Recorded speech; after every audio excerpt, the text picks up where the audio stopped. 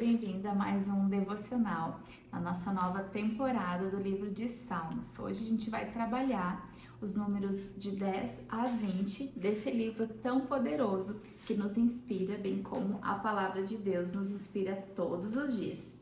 Eu quero hoje trazer o título, o tema, porque nós vamos trabalhar em cima de uma aplicação pessoal. Vamos focar em alguns textos e trazer isso para a aplicação da nossa vida, do nosso dia a dia, porque a palavra de Deus ela é para ser vivida, praticada. Amém? E nós vamos falar e atentar com o título de contemplação ao caráter de Deus. A palavra ela nos traz isso, e vendo os relatos de Salmos, nós vemos que os salmistas eles contemplavam, eles traduziram os pensamentos que eles tinham em tempos de guerra, de adversidades. Eles podiam traduzir os seus pensamentos, e esse livro foi composto diante dessas realidades. E nós vamos ver agora alguns textos que nos inspiram a receber da palavra de Deus e dos livros desses números de Salmos a respeito da contemplação, de conhecer o caráter de Deus. Sabe, eu gosto muito de parar para pensar e me lembrar o quanto é importante não somente a gente saber que Deus ele fez casa e ele habita em nós, mas nós entendemos que nós precisamos desfrutar dessa presença. Porque nós podemos ter uma pessoa morando dentro da nossa casa e não ter intimidade, relacionamento, não contemplar a presença, as características daquela pessoa, o que ela mais gosta, o que ela não gosta. E com Deus nós precisamos entender que é necessário gastar, investir tempo em contemplar e conhecer o que Deus gosta, o que Deus não gosta, o que Ele faz, o que Ele não faz. Porque conhecendo o caráter de Deus, nós vamos receber confiança, ousadia para viver o que a palavra diz. Um coração humilde, um coração ensinável, manso, ele é ouvido por Deus. A palavra de Deus já nos fala no Novo Testamento que Deus ele resiste o soberbo, mas ele concede maior graça àquele que é humilde. E nós muitas vezes confundimos um pouco esse sentido de orgulho, de resistir, como se Deus ele quisesse assim maltratar aquele que é orgulhoso. Não que seja bom ser orgulhoso, não é bom. Mas Deus ele não quer maltratar. O texto ele nos traz uma revelação de que aquele que é obstinado, que é orgulhoso, que acha que já sabe tudo, nem Deus pode trabalhar na vida daquela pessoa, porque é como se ela tivesse fechado a tampa do seu coração e não deixasse que os ensinamentos e aquilo que Deus quer trazer entrassem dentro do seu coração e da sua vida.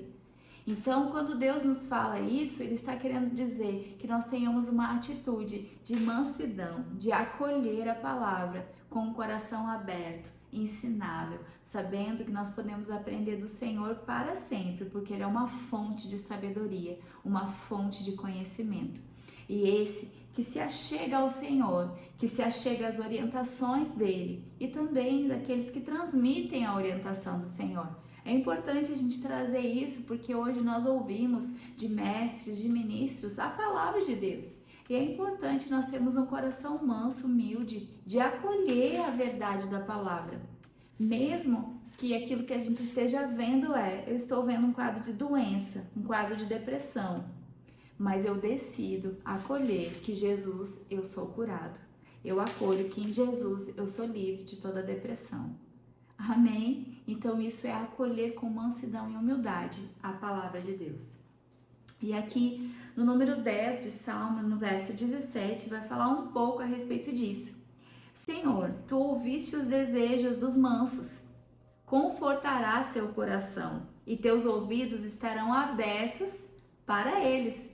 Então, os mansos, aqueles que se achegam com mansidão para acolher a palavra, Deus, ele diz que ele ouve, que ele está aberto e diz mais, ele diz que ouve os desejos e ele traz conforto ao coração. Por quê? Porque uma pessoa mansa é aquela que se permite ser ensinada, se permite ser trabalhada pela palavra, consolo e presença de Deus. E nós somos dessas, amém? Também no verso 18 fala, para fazer-te justiça ao órfão e ao oprimido, a fim de que o homem na terra não prossiga mais em usar da violência. Então o Senhor, ele ouve, ele conforta, porque ele é um Deus de justiça, que se revela ao oprimido, se revela ao manso, para que a violência cesse e não continue.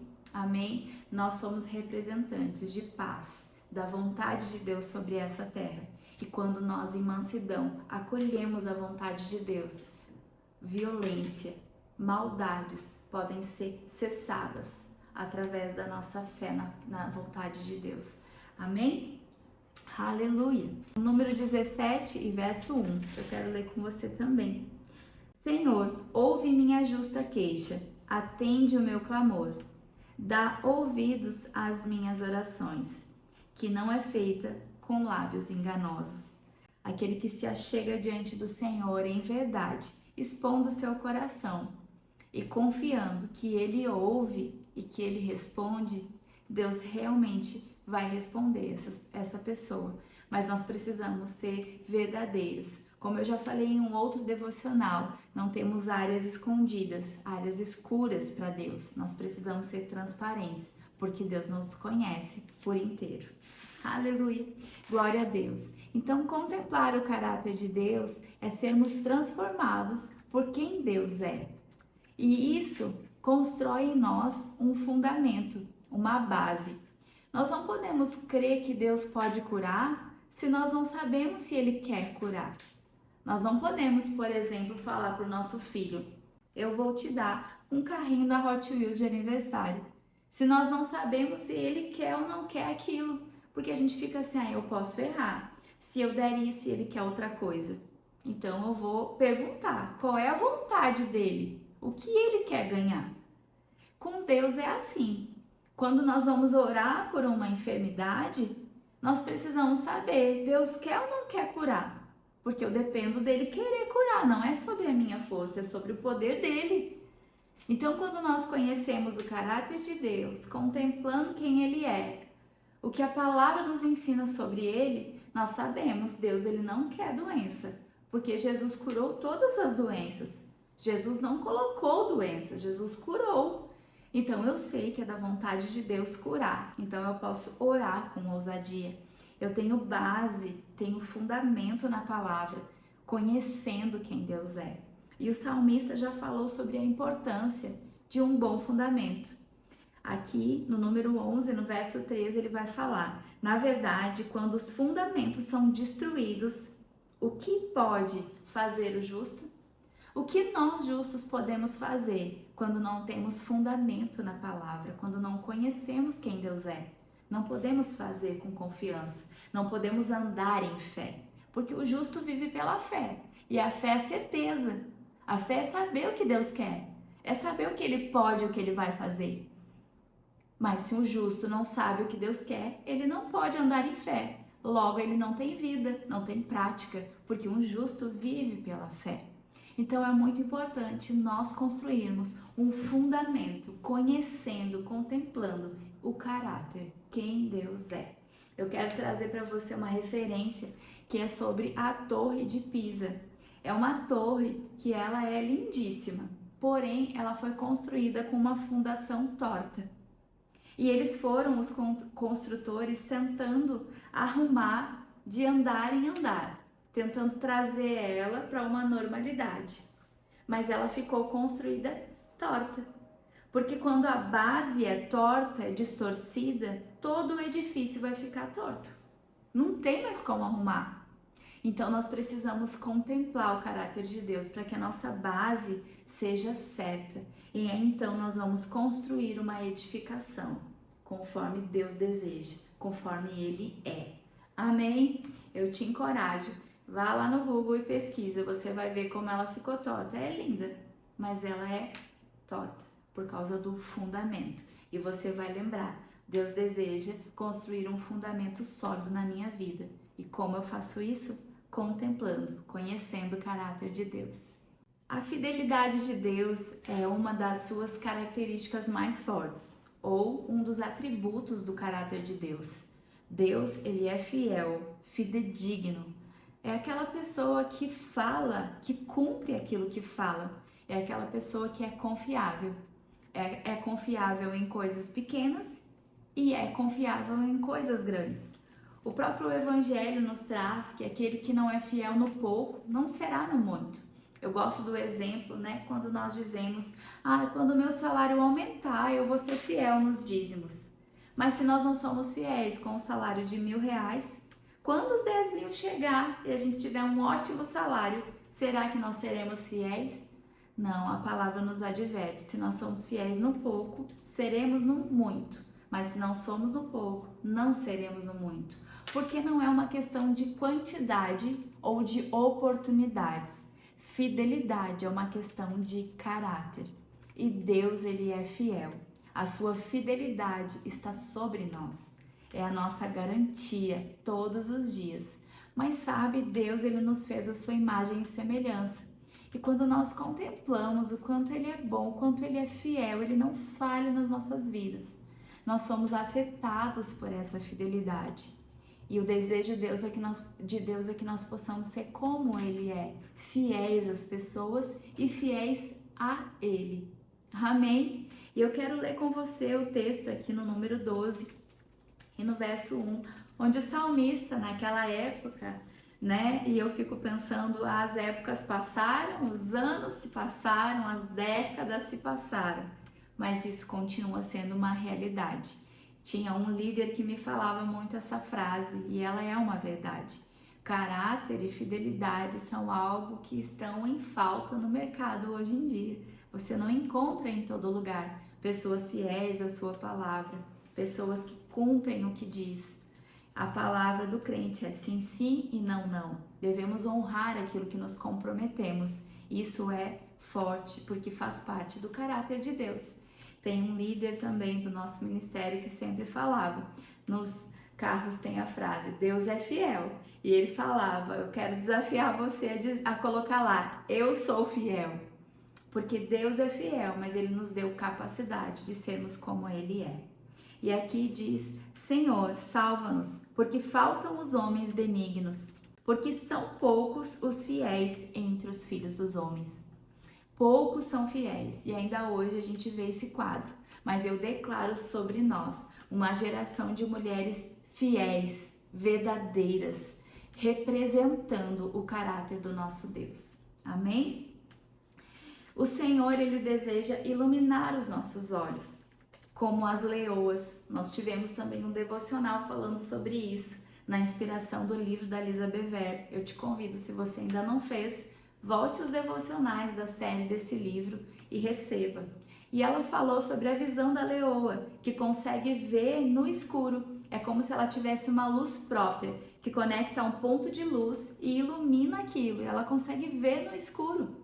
E sabe que isso traduz a luz que nós carregamos hoje, que mesmo em um trabalho onde você é perseguida, mesmo numa escola onde existe escuridão, perseguição contra Deus, contra o Evangelho, você tem a luz de Cristo para brilhar onde você estiver. E Deus, Ele ilumina os nossos olhos e nós podemos ver, mesmo em tempos difíceis, sobrenaturalmente. Efésios, no capítulo 1 e no versos 17 e 18, na oração do apóstolo Paulo, ele declara que os nossos olhos sejam iluminados pela palavra. E nós vamos ver que o salmista, ele também falou sobre isso, no número 13 e no verso 3, sobre os olhos que são iluminados e podem ver sobrenaturalmente, mesmo em meio à escuridão. Ó Senhor, meu Deus, atenta para mim, ilumina-me os olhos da minha fé, para que eu contemple o teu rosto na escuridão, para que eu não adormeça na morte. Aleluia! Eu estou lendo na versão amplificada e ela traz essa amplitude, essa profundidade sobre essa iluminação. A iluminação que Deus derrama sobre os olhos das filhas é essa, de olhar mesmo em meio à escuridão. É sobrenaturalmente ter uma visão aberta da vontade de Deus e do que Ele deseja, de como Ele deseja nos guiar naquela situação e circunstância onde nós estamos. O Senhor, Ele ilumina os nossos olhos. Amém? O Senhor, Ele é a nossa porção, Ele é a nossa herança. Contemplando o caráter de Deus, nós somos satisfeitas, nós somos cheias, Nós somos invadidas por uma percepção, por uma atmosfera de plenitude, de satisfação. O salmista, em todo o tempo, ele exaltava o caráter de Deus e ele dizia: como és formoso, eu estou satisfeito, eu estou pleno. Ele conseguia se tornar uma pessoa cheia, satisfeita em contemplar quem Deus é. Sabe, mulher, muitas vezes nós precisamos começar a tirar os nossos olhos de nós mesmas, de contemplar: ai, meu cabelo não tá como eu quero, eu não tô no peso que eu quero, a comida não ficou como eu queria, ai, o meu trabalho não ficou como eu desejei. A gente precisa começar a tirar um pouco os olhos dessas coisas e começar a colocar os nossos olhos nele. Obrigada, Deus, porque o Senhor me deu capacidade, eu fiz o melhor trabalho e o próximo vai ser melhor ainda. Obrigada, Deus, porque o Senhor é tão formoso e o Senhor me fez a sua imagem e semelhança. Deus, eu posso não estar vendo essa situação resolvida, mas o Senhor tem iluminado os meus olhos, o Senhor é minha luz. Aleluia! O ambiente é afetado, mulher, quando nós contemplamos, tiramos os olhos daquilo e colocamos os olhos em Deus. Contemple a formosura do Senhor e seja afetada pelo caráter dele nas nossas vidas. Nós seremos afetadas pelo caráter de Deus nas nossas vidas. Amém. Eu quero ler com você no número 16 e que nós possamos contemplar, abrir o nosso coração nessa leitura, em receber essa inspiração de contemplar quem Ele é e sermos cheias, plenas e satisfeitas. Sabe, eu creio porque creio que nesse ambiente aquilo que nós precisamos vai ser secundário, vai chegar, vai acontecer quando nós priorizarmos o caráter, quem Deus é, em nos contentar, em adorá-lo na sua presença, na sua plenitude. Aqui no número 16, a partir do verso 5, fala: o Senhor é a minha porção, Ele é a minha herança e o meu cálice. Tu sustentas a minha sorte. Aleluia! Nós não somos mais mulheres sortudas, nós somos mulheres de Deus. Ele sustenta a nossa entrada e a nossa saída, o nosso bem-estar. Onde nós pisamos é terra nossa, não é por sorte, não é acaso, mas é Deus na nossa vida.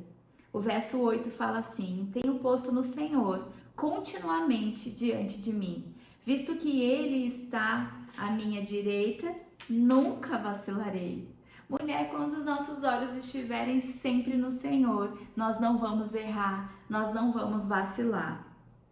Pois, o verso 10, não deixarás a minha alma no inferno, no lugar dos mortos, nem permitirás que o teu santo veja a corrupção. Salvação chegou até nós e quando nós olhamos para Ele, o que nós vimos? Amor e salvação. Amor e salvação. Verso 11. Tu me mostrarás a vereda da vida. Na tua presença, a abundância de alegria. A tua mão direita, há delícias perpetuamente. Feche seus olhos e fale consigo mesmo. Delícias para sempre. Oh, aleluia! Eu fico me lembrando, né? Eu gosto muito de ensinar a criança. E eu não sei, agora viaja aí comigo, não sei como que você interpreta a palavra, mas esse texto, ele sempre falou muito comigo. E eu sempre me lembro de uma mesa farta, cheia de marshmallow, brigadeiro, chocolate, torta, cheia de delícias. E é como se aquela mesa estivesse disponível para sempre, ela nunca gastasse. Eu pudesse me deliciar naquilo e nunca tivesse fim. A presença e a plenitude de Deus sobre nós. O seu caráter, quem Ele é nos afetando. É como se a gente estivesse diante dessa mesa para sempre.